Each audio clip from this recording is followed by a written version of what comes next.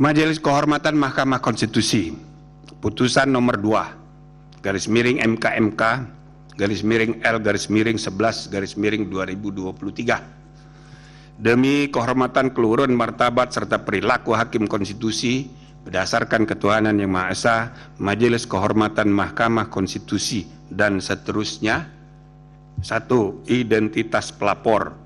1. Denny Indrayana, advokat, dan seterusnya. 2. Pergerakan Advokat Nusantara, Perkat Nusantara, dan Tim Pembela Demokrasi Indonesia, Saudara Petrus Celestinus dan kawan-kawan. 3. Perorangan warga negara yang tergabung dalam Tim Advokasi Peduli Pemilu (TAP), Saudara Gugum Ridho Putra dan kawan-kawan. 4. Perorangan warga negara yang tergabung dalam Perhimpunan Pemuda Madani, Saudara Purkon Hadjurdi dan kawan-kawan. 5. Perhimpunan Bantuan Hukum dan Hak Asasi Manusia Indonesia yang diwakili oleh Saudara Julius Ibrani dan tim. 6. Perorangan warga negara yang tergabung dalam Tim Advokasi Peduli Hukum Indonesia, nama Saudara Johan Immanuel dan kawan-kawan. 7. Lembaga Bantuan Hukum Barisan Relawan Jalan Perubahan, nama Roynal Christian Pasaribu. 8. Guru besar dan pengajar hukum tata negara, hukum administrasi negara yang tergabung dalam Constitutional Administrative Law Societies atau CALS. Nomor 1, Profesor Dr. Hesti Armiwulan dan seterusnya. 2. Nah ini, karena ini profesor, saya baca aja semuanya. Ya, ini orang-orang pada botak-botak semua ini. Ya, saya ulang ya. 1. Profesor Dr. Hesti Armiwulan, Guru Besar Universitas Surabaya. 2. Profesor Muhammad Ali Sapaat, Guru Besar Universitas Brawijaya. 3. Profesor Susi Dwi Haryanti, Guru Besar Universitas Pajajaran. 4. Dr. Eko Widiarto, Fakultas Hukum Universitas Brawijaya. 5. Dr. Aulia Kasanova, dosen Universitas Muhammadiyah Tangerang. 6. Dr. Dia Al-Uyun, Fakultas Hukum Universitas Brawijaya. 7. Dr. Herdiansah Hamzah, Universitas Mula Warman. 8. Dr. Herlambang Wiratraman, Fakultas Hukum Universitas Gajah Mada. 9. Iwan Satriawan, SH MCL PhD, Fakultas Hukum Universitas Muhammadiyah Jogja. Riko Andi Wibowo, SH LLM PhD, Fakultas Hukum Universitas Gajah Mada.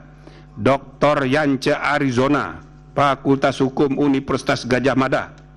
Beni Kurnia Ilahi, Fakultas Hukum Universitas Bengkulu. Bivitri Susanti, SHLLM, Sekolah Tinggi Hukum Indonesia Jentra.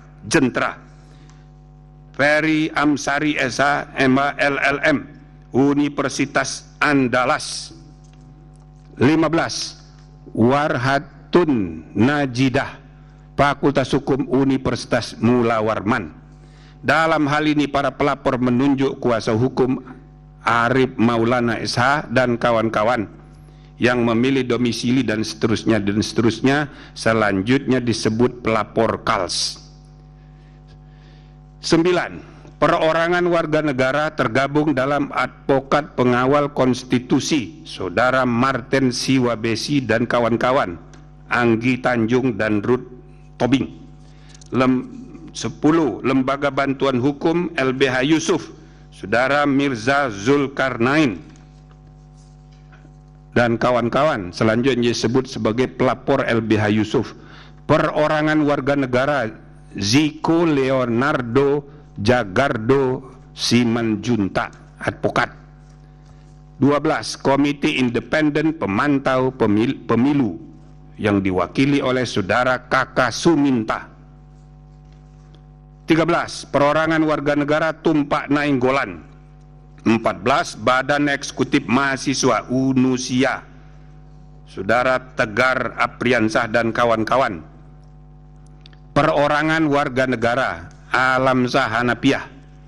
16. Perorangan warga negara yang tergabung dalam Perhimpunan Advokat Demokrasi Indonesia, Saudara Charles Situmorang dan kawan-kawan. Pekerjaan advokat selanjutnya disebut padi, pelapor padi. Bersama-sama maupun sendiri-sendiri menyampaikan laporan dugaan pelanggaran kode etik dan perilaku hakim konstitusi dengan hakim terlapor nama Anwar Usman, Ketua Mahkamah Konstitusi, dan seterusnya, selanjutnya disebut hakim terlapor. Membaca laporan para pelapor, mendengar keterangan para pelapor, memeriksa bukti-bukti para pelapor dan hakim terlapor, mendengarkan keterangan, penjelasan dan atau pembelaan hakim terlapor, membaca keterangan tertulis ahli para pelapor, mendengarkan keterangan para ahli, para pihak, ahli dan saksi. Duduk perkara dianggap sudah dibacakan, legal standing dianggap sudah dibacakan,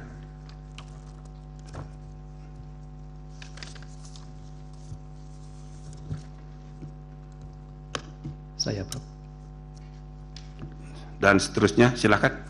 Pertimbangan hukum dan etika menimbang bahwa sebelum mempertimbangkan kewenangan Majelis Kehormatan, kedudukan hukum pelapor dan pokok-pokok laporan Majelis Kehormatan terlebih dahulu akan menguraikan hal-hal sebagai berikut. Kewenangan Mahkamah Kehormatan menilai putusan Mahkamah Konstitusi bahwa berdasarkan ketentuan Undang-Undang Mahkamah Konstitusi dan Pasal 1 Angka 4 PMK 1 2023, Majelis Kehormatan merupakan perangkat yang dibentuk untuk menjaga dan menegakkan kehormatan, keluhuran, martabat, serta kode etik dan perilaku hakim konstitusi. Bahwa berdasarkan ketentuan AKUO, kewenangan Majelis Kehormatan sesungguhnya menjangkau dan mencakup segala upaya dalam rangka menjaga dan menegakkan kehormatan, keluhuran, martabat, serta kode etik dan perilaku hakim konstitusi. Bahwa meskipun kewenangan Majelis Kehormatan menjangkau dan mencakup segala upaya dalam rangka menjaga dan menegakkan kehormatan, keluhuran, martabat, serta kode etik dan perilaku konstitusi, tidak terdapat kewenangan Majelis Kehormatan untuk melakukan penilaian hukum terhadap putusan Mahkamah Konstitusi. Terlebih lagi turut mempersoalkan perihal keabsahan atau ketidakabsahan suatu putusan Mahkamah Konstitusi. Bahwa jikalau Majelis Kehormatan menyatakan berwenang melakukan penilaian terhadap putusan Mahkamah Konstitusi, maka pada saat bersama Majelis Kehormatan bukan sedang menjalankan segala upaya dalam rangka menjaga dan menegakkan kehormatan, keluhuran, martabat serta kode etik dan perilaku hakim konstitusi, melainkan telah melampaui jauh batas kewenangannya dengan mendudukkan Majelis Kehormatan seakan memiliki superioritas legal tertentu terhadap Mahkamah Konstitusi. Bahwa posisi Majelis Kehormatan dengan superioritas legal tertentu terhadap Mahkamah Konstitusi tersebut akan sama artinya dengan Majelis Kehormatan melecehkan prinsip kemerdekaan yang melekat pada Mahkamah Konstitusi sebagai pelaku kekuasaan kehakiman, sekaligus melabrak sifat final dan mengikat putusan Mahkamah Konstitusi sebagaimana ditegaskan oleh Pasal 24 C ayat 1 Undang-Undang Dasar Negara Republik Indonesia 1945.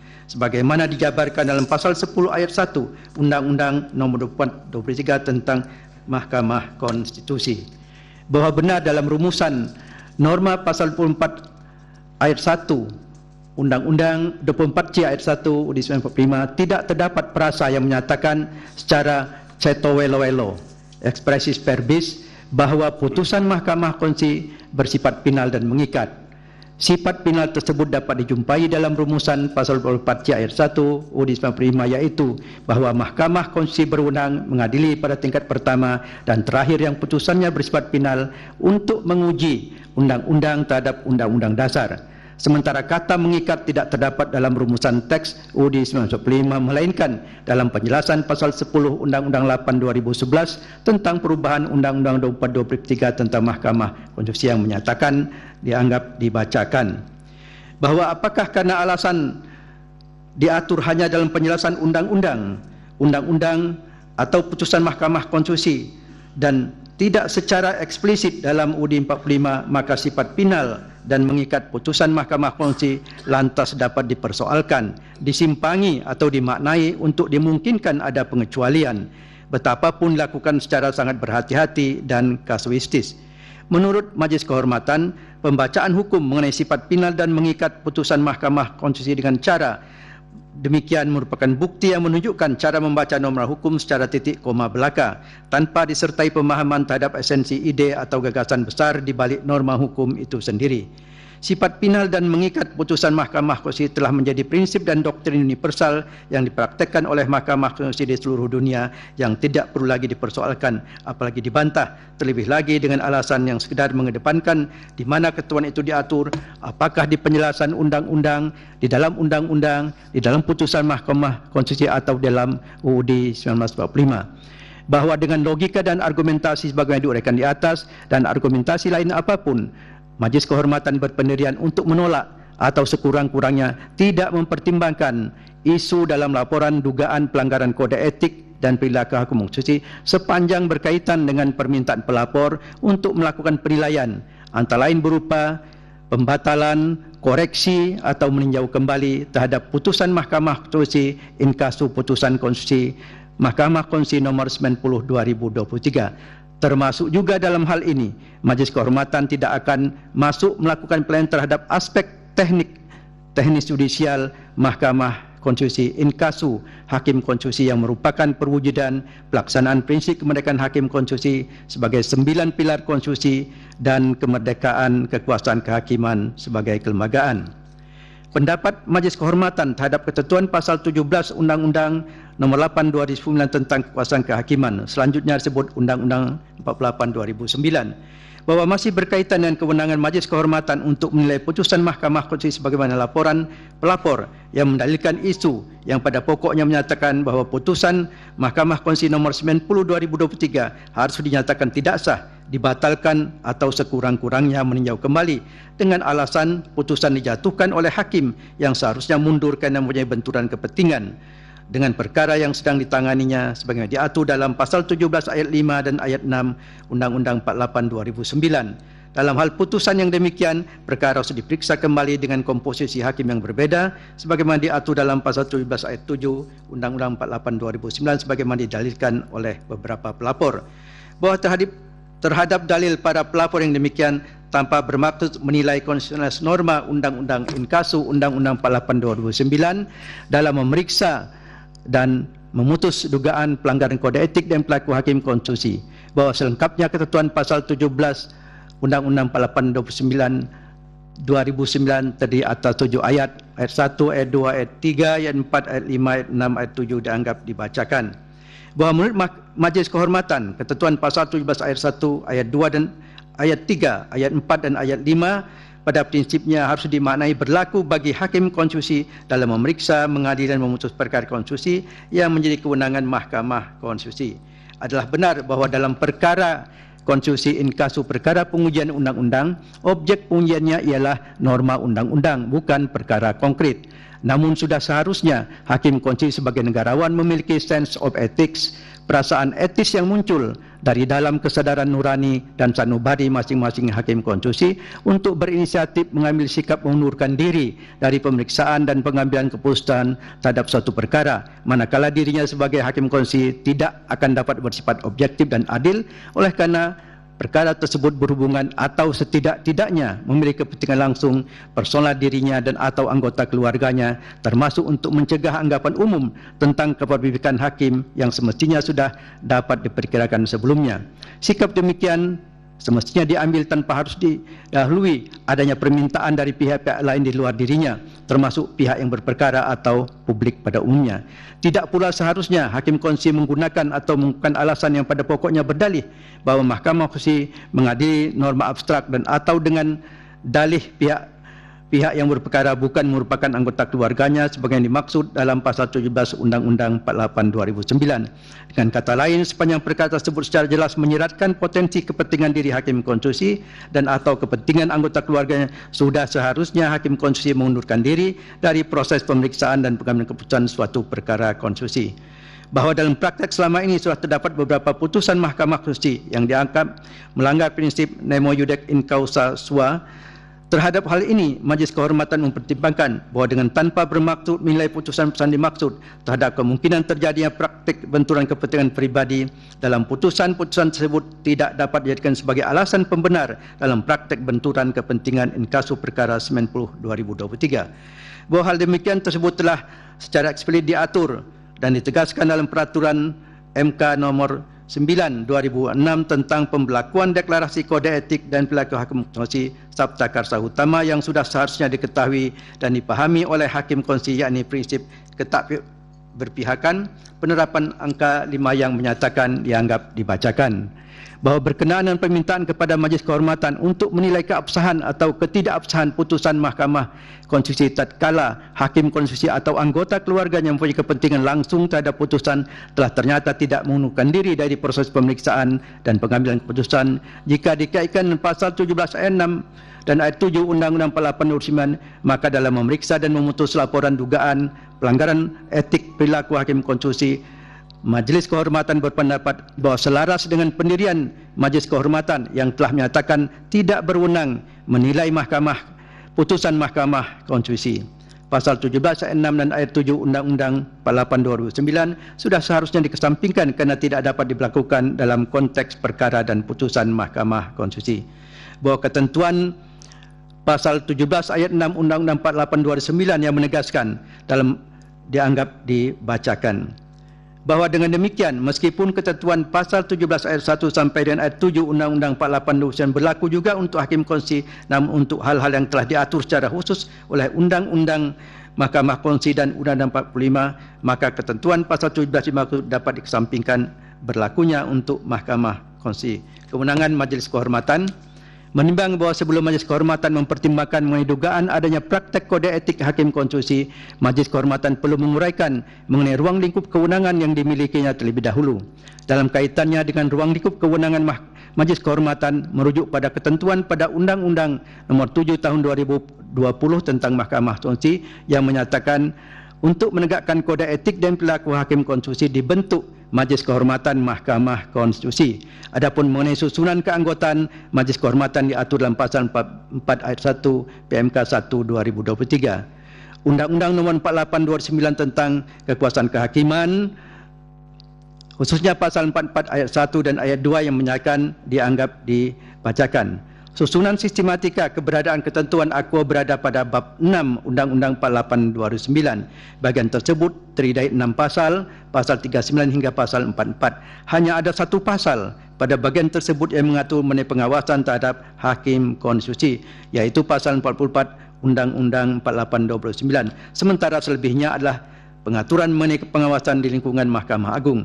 Hal ini menunjukkan bahawa pengawasan terhadap hakim konstitusi hanya dapat dilakukan oleh sebuah lembaga, iaitu Majelis Kehormatan Mahkamah Konstitusi.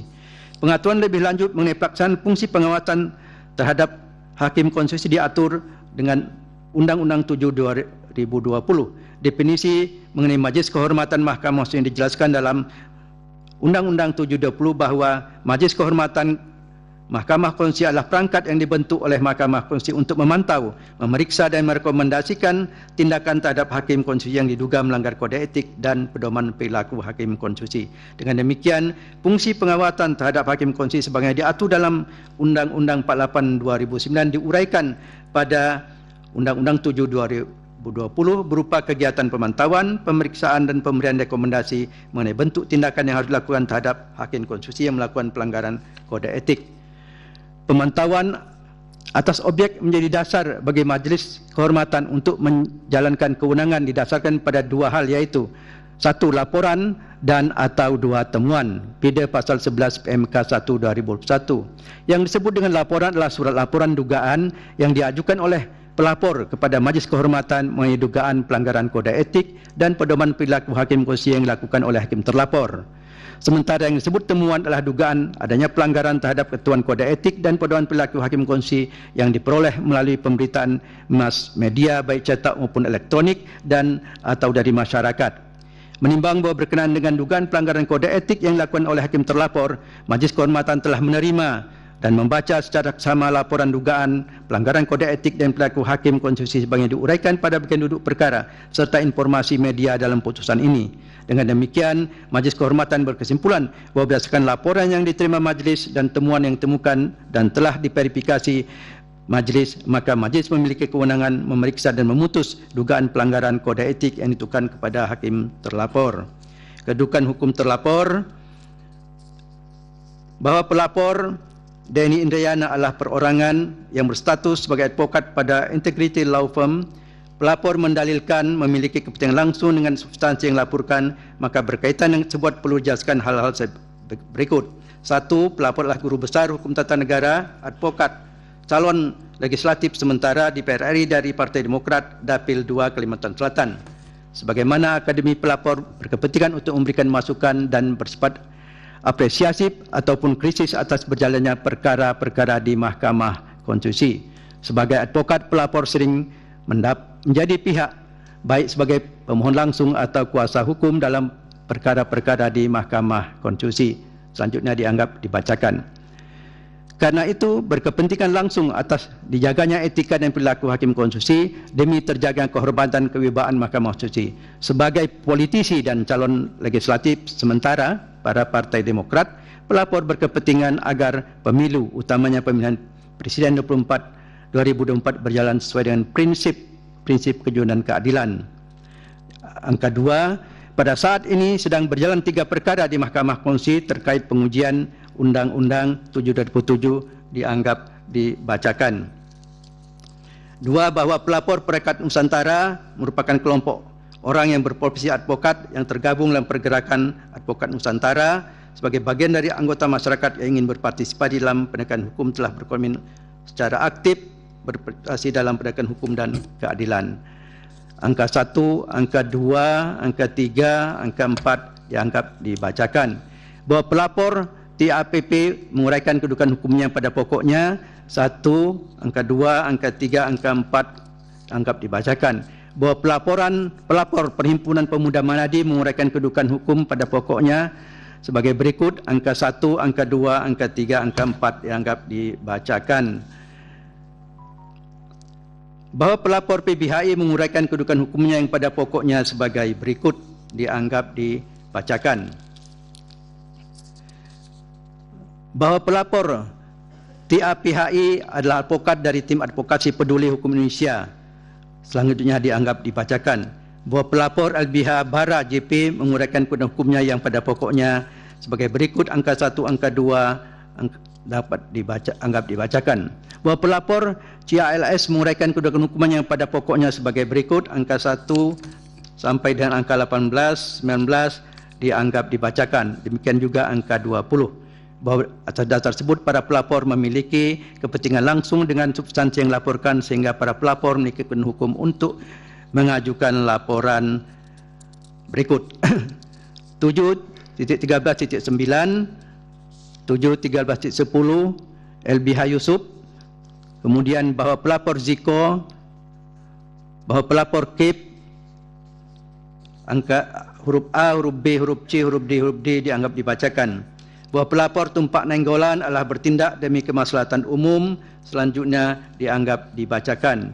Bahawa pelapor BEM Unusia menguraikan kedudukannya yang pada pokoknya sebagai berikut. Angka 1, angka 2 dianggap dibacakan.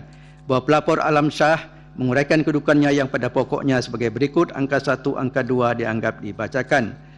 Bahawa pelapor Padi adalah kelompok masyarakat atau kumpulan masyarakat sebagai advokat, selanjutnya dianggap dibacakan.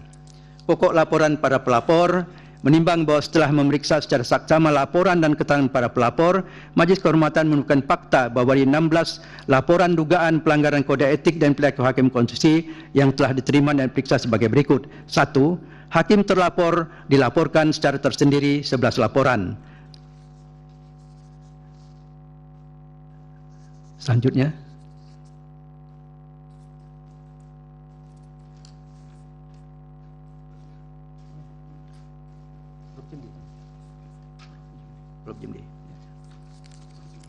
Belum.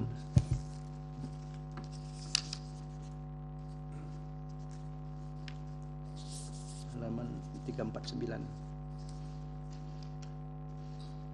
17-16 satu.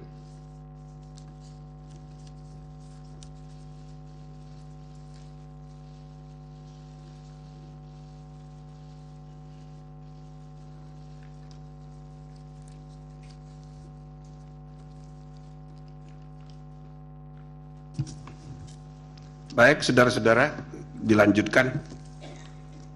Masih 100 halaman ini. Jadi, saya lanjutkan ya.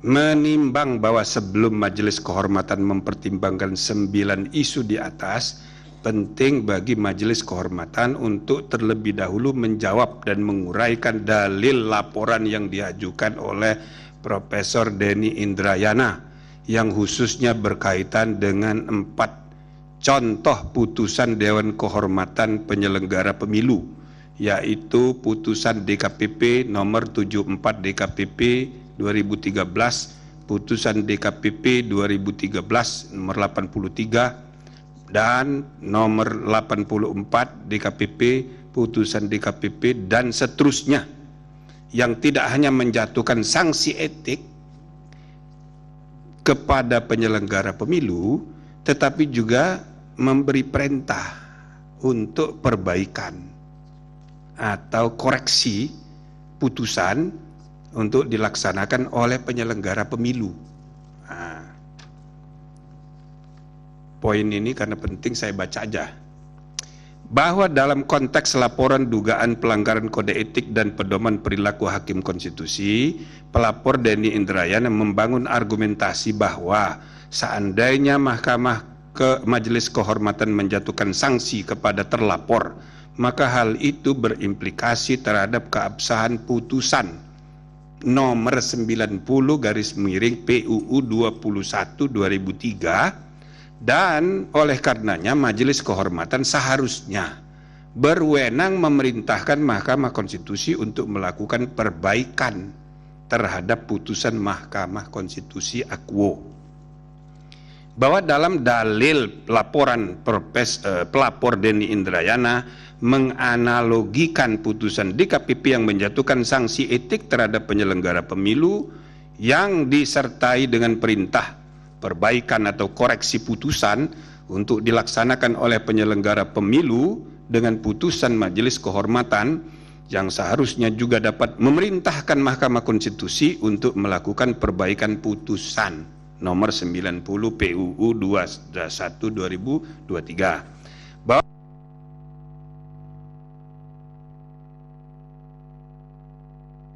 berpendapat bahwa dalil tersebut tidak tepat. Hal-hal yang menjadi alasan adalah keputusan KPU sebagai penyelenggara pemilu bersifat konkret, sementara putusan Mahkamah Konstitusi merupakan putusan lembaga peradilan yang mengadili norma yang bersifat abstrak dengan putusan yang bersifat final dan mengikat serta berlaku erga omnes. Oleh karena itu tidak tepat apabila pelapor memadankan putusan DKPP terhadap keputusan KPU dengan putusan Majelis Kehormatan terhadap putusan Mahkamah Konstitusi. Bahwa mengenai kewenangan Majelis Kehormatan untuk melakukan penilaian antara lain berupa pembatalan, koreksi, atau meninjau kembali terhadap putusan Mahkamah Konstitusi in casu putusan Mahkamah Konstitusi nomor 90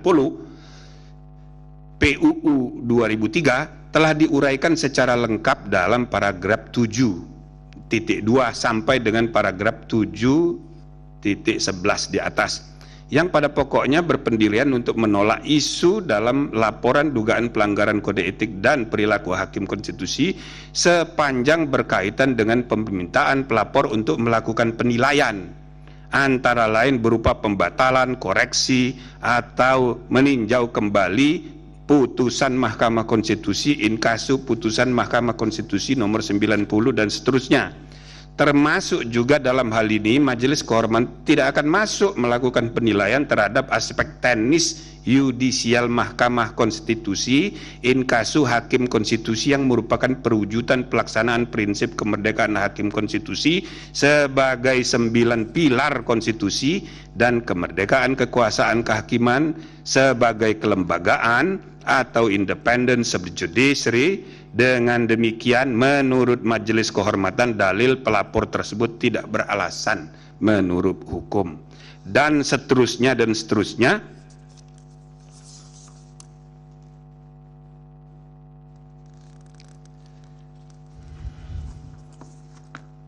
Majelis Kehormatan perlu lebih dahulu mempertimbangkan mengenai kemungkinan adanya benturan kepentingan dalam kaitannya dengan karakteristik pengujian undang-undang yang bersifat pengujian norma abstrak. Kewenangan Mahkamah Konstitusi dalam rangka menguji undang-undang terhadap undang-undang dasar memiliki karakteristik abstrak review. Artinya perkara pengujian undang-undang tidaklah dipicu oleh adanya kasus konkret yang terkait dengan kepentingan orang per orang. Berbeda halnya dengan perkara yang menjadi kewenangan dalam lingkungan peradilan di Mahkamah Agung. Dalam perkara perdata, pihak yang berwenang di pengadilan berupaya untuk membela kepentingannya masing-masing.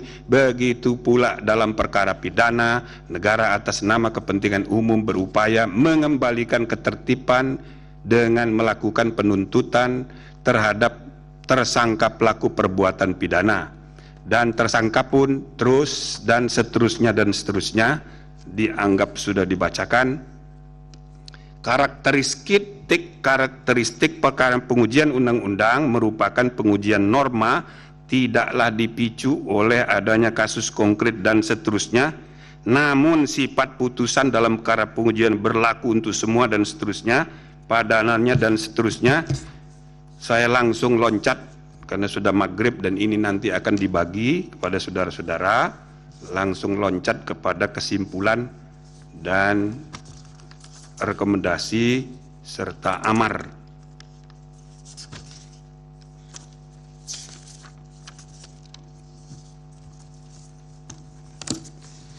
Kesimpulan dan rekomendasi. Kesimpulan, menimbang bahwa berdasarkan uraian duduk perkara, fakta-fakta yang terungkap dalam rapat dan sidang pemeriksaan pendahuluan, sidang pemeriksaan lanjutan yang berisi pembelaan hakim terlapor, keterangan ahli, dan saksi serta pertimbangan hukum dan etika di atas dapat disimpulkan hal-hal sebagai berikut. 1.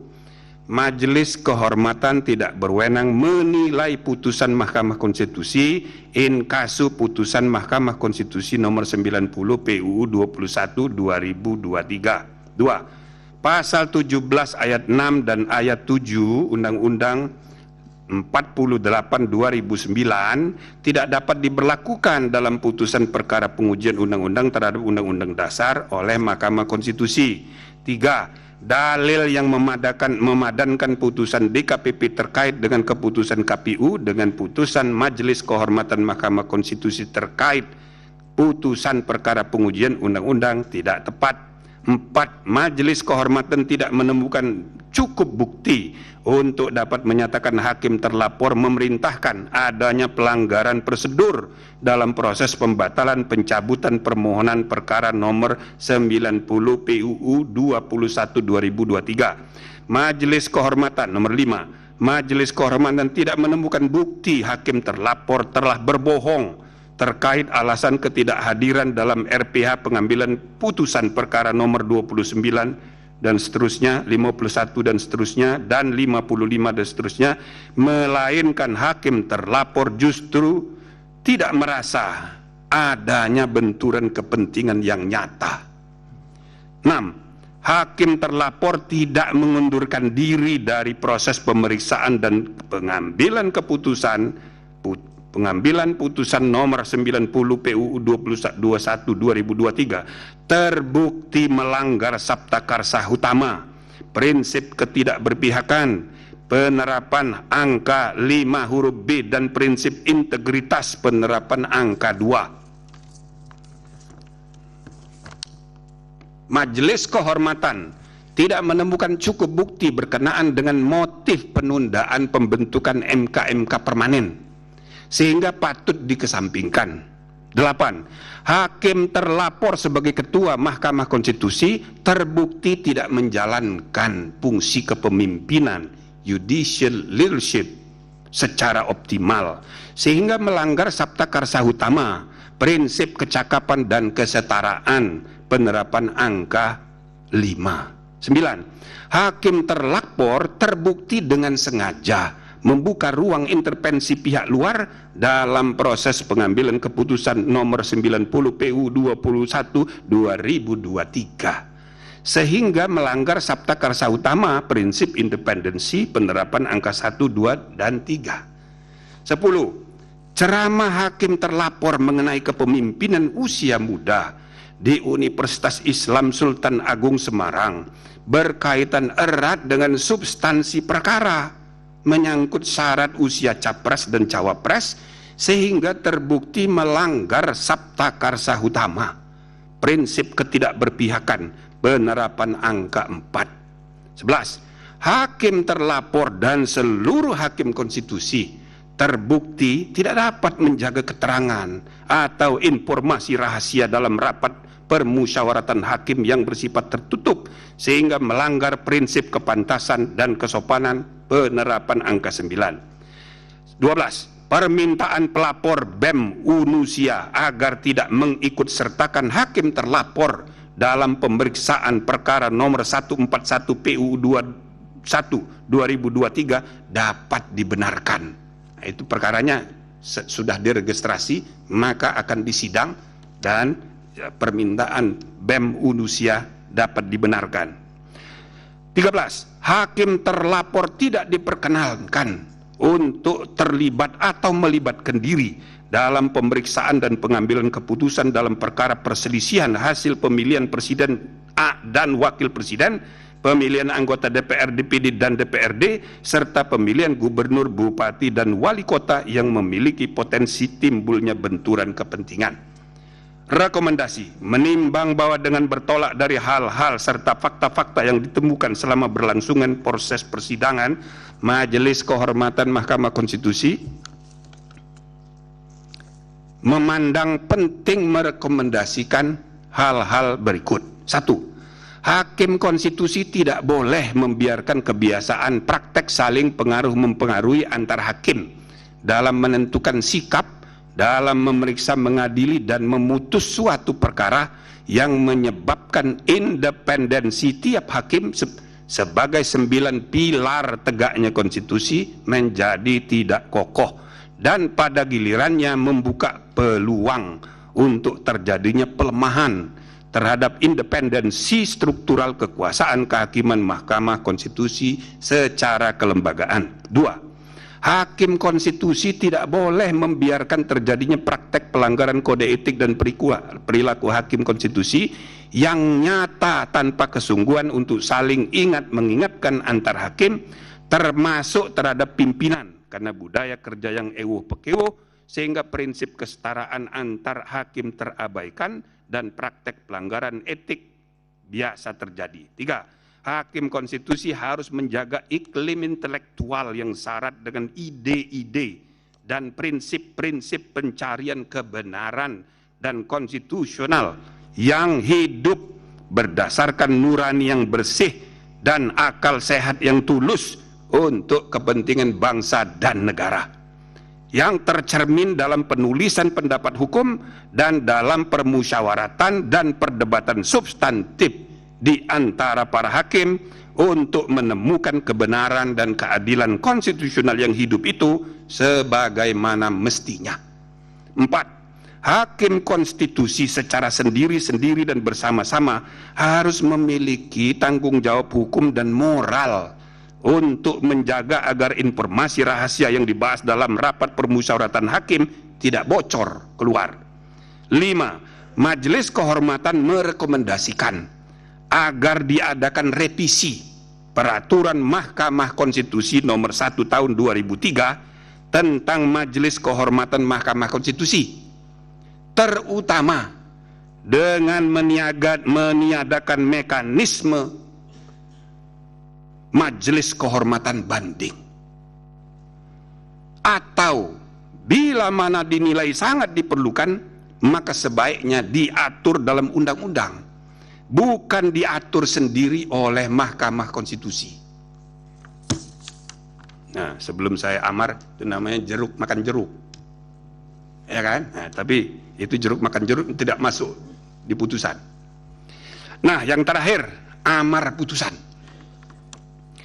Mengingat Undang-Undang Nomor 24 Tahun 2003 tentang Mahkamah Konstitusi yang telah diubah terakhir dengan Undang-Undang Nomor 7 Tahun 2020 tentang perubahan ketiga atas Undang-Undang Nomor 24 Tahun 2003 tentang Mahkamah Konstitusi dan Peraturan Mahkamah Konstitusi Nomor 1 Tahun 2023 tentang Majelis Kehormatan Mahkamah Konstitusi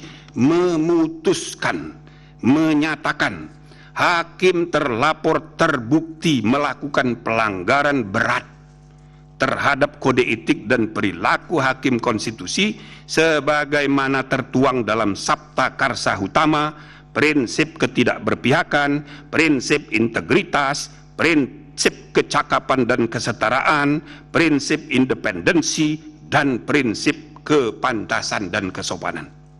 2. Menjatuhkan sanksi pemberhentian dari jabatan Ketua Mahkamah Konstitusi kepada hakim terlapor.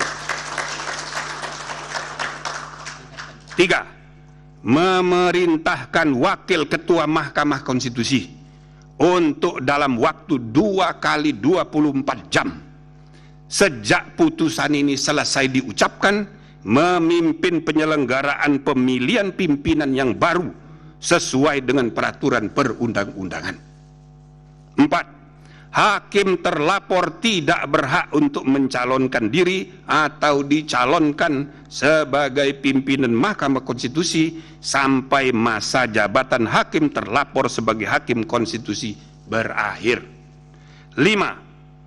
Hakim terlapor tidak diperkenankan terlibat atau melibatkan diri dalam pemeriksaan dan pengambilan keputusan dalam perkara perselisihan hasil pemilihan presiden dan wakil presiden, pemilian anggota DPR, DPD, dan DPRD, serta pemilihan gubernur, bupati, dan wali kota yang memiliki potensi timbulnya benturan kepentingan. Selanjutnya, saudara-saudara, ada dari 3 orang pendapat berbeda 1 orang. Saya persilakan. Terima kasih. Kedua, terhadap putusan sanksi oleh Majelis Kehormatan terhadap hakim terlapor, saya mengajukan dissenting opinion, sebagaimana disebutkan di atas. Dasar saya memberikan pendapat berbeda yang yaitu pemberhentian tidak dengan hormat kepada hakim terlapor sebagai hakim konstitusi in caso Anwar Usman karena hakim terlapor terbukti melakukan pelanggaran berat seperti disebutkan tadi. Sanksi terhadap pelanggaran berat hanya pemberhentian tidak dengan hormat dan tidak ada sanksi lain sebagaimana diatur dalam pasal 41 huruf C dan pasal 47 Peraturan Mahkamah Konstitusi Nomor 1 Tahun 2003 tentang Majelis Kehormatan Mahkamah Konstitusi. Satu hal yang menggembirakan saya ialah bahwa dalam rapat-rapat Majelis Kehormatan yang membahas laporan mengenai dugaan pelanggaran hakim konstitusi terlapor dan fakta-fakta yang terungkap dalam sidang dan rapat pembelaan hakim terlapor, keterangan saksi termasuk hakim konstitusi lainnya yang didengar keterangannya, pendapat kami bertiga sama semua. Dan terjadi diskusi yang sangat substansif, namun saling menghormati, dimaringi dengan saling senyum, selalu senyum.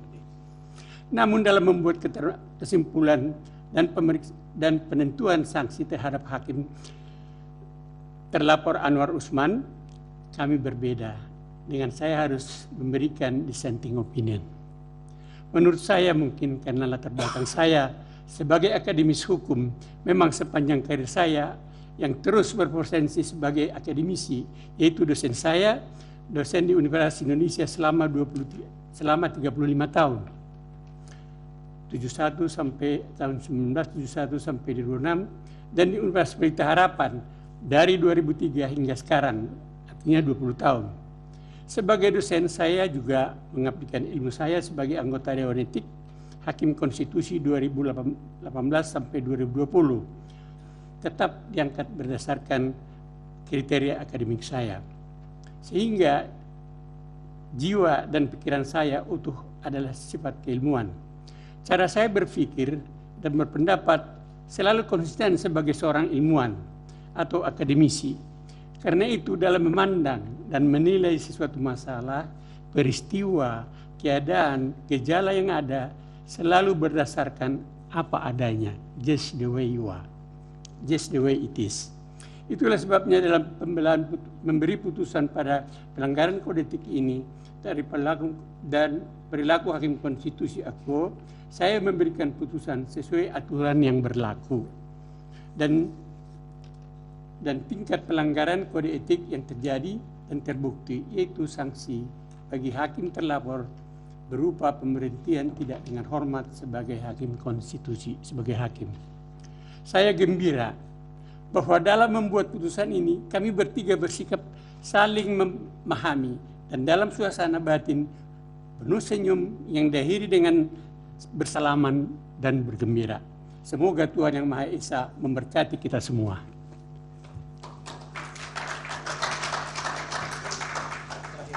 Masih ada ya? Ya, putusan. Baik.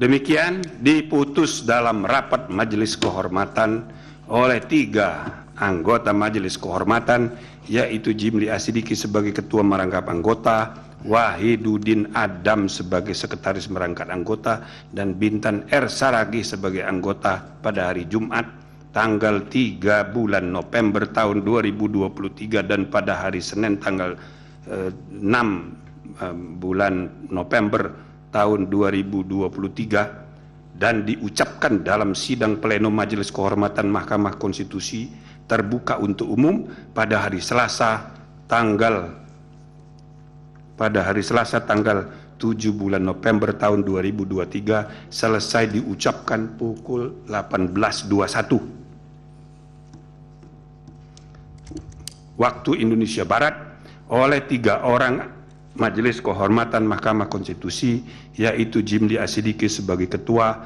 Merangkap Anggota, Wahiduddin Adam sebagai Sekretaris Merangkap Anggota, dan Bintan R. Saragih sebagai anggota.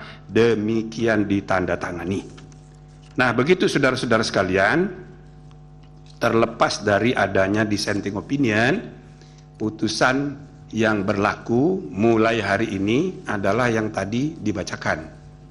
Ya, tapi dengan adanya dissenting opinion menggambarkan bahwa kami membuat keputusan dengan perdebatan dan itu sehat, dengan akal sehat, gitu ya. Jadi yang tidak sepakat akhirnya ya silakan diumumkan melalui dissenting opinion supaya saudara mengetahui dissenting opinion di Indonesia dimulai di pengadilan ya niaga, tapi pengadilan niaga itu tidak begitu terkenal, hanya di kalangan pengusaha. Begitu dipraktekkan di MK mulai 2023, jadi terkenal. Maka sekarang sudah menjadi kebiasaan bahwa pengadilan itu harus ya kan menggunakan, memperdebatkan akal sehat, dan kalau tidak sepakat diumumkan kepada publik sebagai wujud pertanggungjawaban publik. Nah, jadi saya rasa ini satu ya. Yang kedua, tadi saya kemukakan yang berlaku adalah yang diputuskan. Kami tadi sudah dijelaskan sama pendapatnya ini. Cuma kalau sanksinya adalah sebagaimana ditentukan dalam PMK, pemberhentian tidak hormat dari anggota, maka itu haruskan diberi kesempatan untuk majelis banding. Yang majelis banding dibentuk berdasarkan PMK itu, ya kan? Nah, membuat putusan Majelis Kehormatan tidak pasti, sedangkan kita sedang menghadapi ya proses persiapan pemilihan umum yang sudah dekat. Kita memerlukan kepastian yang adil, itu loh, untuk tidak menimbulkan masalah-masalah yang berakibat pada proses pemilu yang tidak damai, proses pemilu yang tidak terpercaya. Nah, untuk itulah kami memutuskan berhenti dari ketua sehingga ketentuan mengenai majelis banding tidak berlaku. Karena dia tidak berlaku, maka putusan MK yang dibacakan hari ini mulai berlaku hari ini, dan dalam 2 kali 24 jam harus sudah diadakan pemilihan. Ah, gitu ya. Udah ada. Gak usah keras-keras tepuk tangannya, dalam hati aja. Nah, jadi saudara-saudara sekalian, inilah putusan ya, mudah-mudahan ya dilaksanakan, dihormati sebagaimana mestinya, dan tidak ada alasan untuk tidak menghormatinya, karena ini majelis kehormatan yang dibentuk secara resmi berdasarkan undang-undang yang implementasinya diatur dalam PMK. Namun sebagaimana tadi kami sudah bacakan, salah satu rekomendasi terakhir yang kita sarankan kepada MK ke depan, sebaiknya PMK-nya diperbaiki. Tidak usah ada banding-banding segala itu. Kalau memang diperlukan, ya diatur di undang-undang supaya tidak jeruk makan jeruk. Prinsipnya jeruk tidak boleh makan jeruk. Nah, gitu. Jadi itu saudara-saudara sekalian, mudah-mudahan sudah cukup. Ya, terakhir kami berharap mudah-mudahan ya bisa diterima dan bisa memberi kepastian bahwa aturan main sudah selesai dengan putusan MK, dan kemudian sudah dilaksanakan sebagaimana mestinya oleh penyelenggara pemilu. Meskipun, kenapa kami sebut secara khusus permohonan dari BEM, bukan BEM ya, mahasiswa Fakultas Hukum Universitas Unsia, yang mengajukan permohonan judicial review PUU yang sudah diregistrasi nomor 141, dia menguji undang-undang yang sudah mengalami perubahan karena putusan MK, dan itu boleh diuji, dan pemohon itu sudah menguji dan sudah diregistrasi nomornya 141 gitu. Jadi sesudah diregistrasi harus disidang, dan ya pada saat disidang nanti para pemohon boleh menggunakan ketentuan pasal 17 ayat 1 Undang-Undang Pokok Kekuasaan Kehakiman 48 tahun 2009, hak ingkar. Nah, hak ingkar terkait dengan putusan MK ini, di mana hakim terlapor yang sudah diberi sanksi tidak boleh mengikuti penanganan perkara itu. Berarti hakimnya cuma 4. Maka ada peluang untuk terjadinya perubahan, tapi bukan oleh MK, melainkan oleh MK sendiri, supaya orang tidak menganggap MK itu Mahkamah Konstitusinya MK. Nah, jadi di atas MK, nah, itu tidak benar juga. Biarlah putusan MK diubah oleh MK sendiri melalui mekanisme yang tersedia. Jadi itu saya, makanya kita memberi apresiasi kepada mahasiswa ini, ya kan? Ini jadi mudah-mudahan para lawyer ini pada tersinggung semua ini dengan inisiatif mahasiswa ini, kreatif dia, dan itu boleh.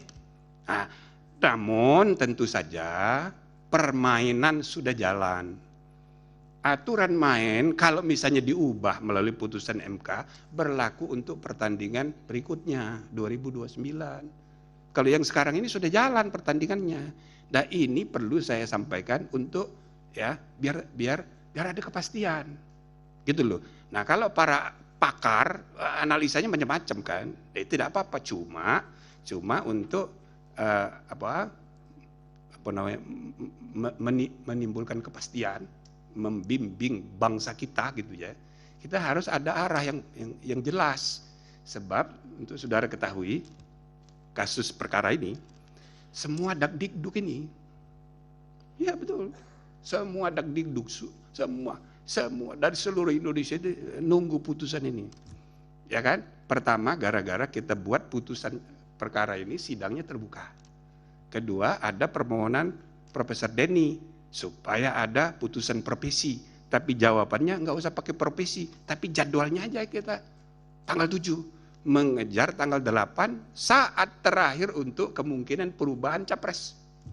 Maka terus terang aja ini semua pada nunggu ini.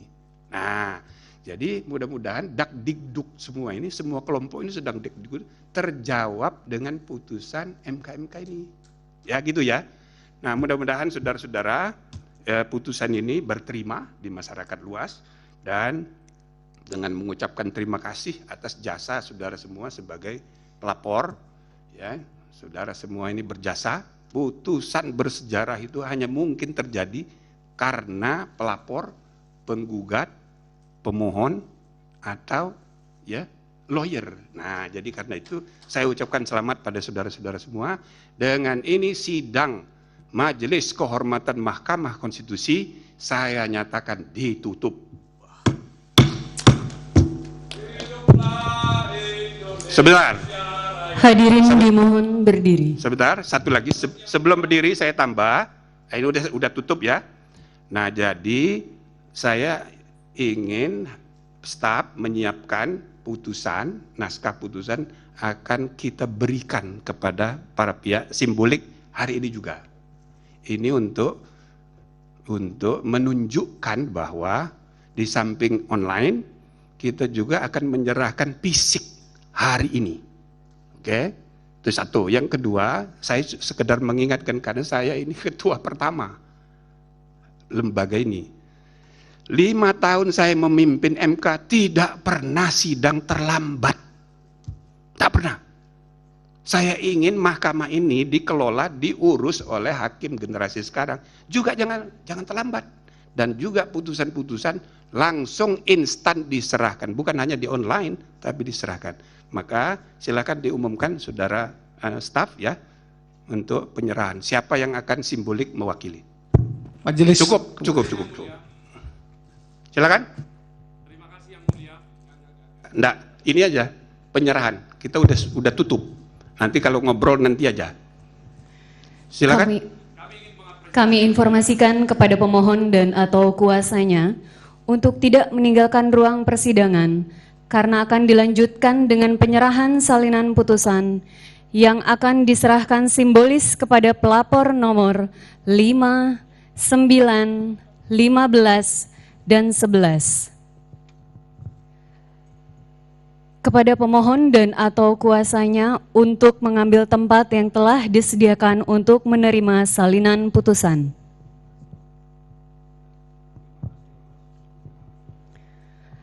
Penyerahan salinan putusan akan diserahkan secara berurutan kepada pelapor nomor 5 atas nama Ahmad Fatoni, nomor 9 atas nama Tim Advokasi Peduli Hukum Indonesia, pelapor nomor 15 atas nama Advokat Pengawal Konstitusi Raden Elang, dan pemohon keempat dan pelapor keempat nomor 11 atas nama Constitutional and Administrative Law Society.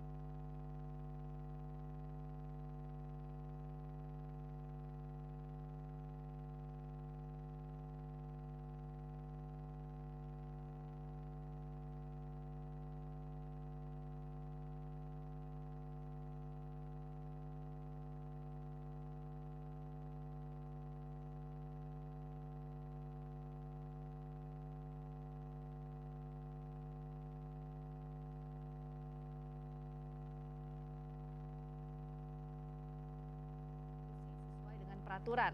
Dan hakim terlapor dalam hal ini Anwar Usman tidak berhak untuk menjadi pimpinan sampai masa jabatan Hakim